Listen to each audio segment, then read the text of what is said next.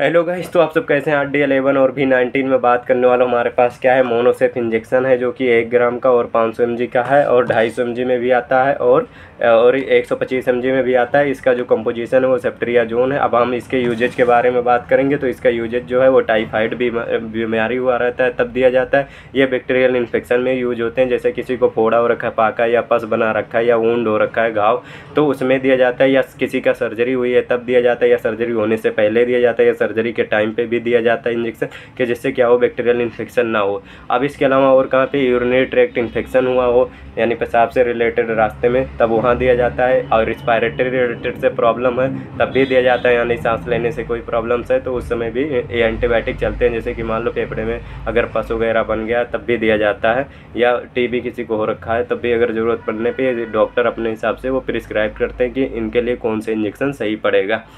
अब हम बात करेंगे कि इसके अलावा और कहाँ पे, जैसे किसी को मान लो क्या हो गए कि सूजन वगैरह है तब भी ये इंजेक्शन दिए जाते हैं। जैसे कि नॉर्मली, या किसी को गैस्ट्रिक वाले प्रॉब्लम्स है, अल्सर वगैरह हो रखा है, घाव वहाँ पे बना लिया है, पस बना लिया, तब भी ये इंजेक्शन दिए जाते हैं। अब हम बात करने वाले हैं इसका जो डोज है वो 1 ग्राम का बड़ों के लिए होता है 500 mg, छोटे जैसे 40 किलो से जो नीचे हैं 25 किलो से ऊपर उनके लिए होता है 250 mg, जो है वो बिलो दी 25 kg, यानी 15 किलो से लेके 20 किलो 25 किलो तक के दिया जाता है बच्चों को।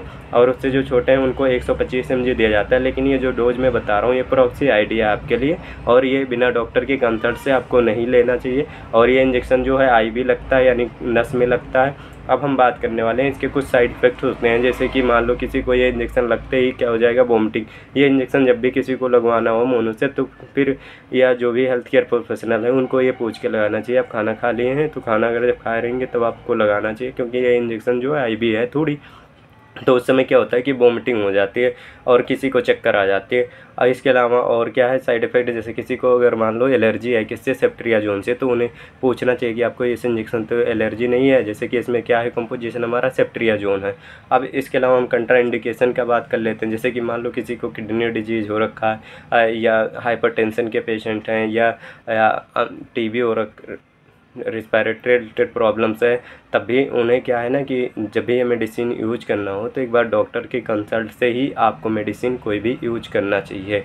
Thank you. बाकी जो कमी है वो बता दो। जैसे अब हम एक चीज़ और बता देते हैं आपको, जैसे ये मोनोसेफ है 1 ग्राम का इंजेक्शन है, तो इसको क्या करेंगे ना, 10 ml वाटर में बनाना होता है। ये वाटर जो है माइक्रोबियल फ्री होता है। इस 10 ml वाटर सिरिंज में भर के और इसमें डाल देते हैं, उसके बाद मिला देते हैं, मिलाने के बाद में फिर लोड कर लेते हैं सिरिंज में, उसके बाद ये इंजेक्शन नस में लगाया जाता है। बाकी जो कमी है वो बताते रहो भाई, फिर उसके हिसाब से और बनता रहेगा।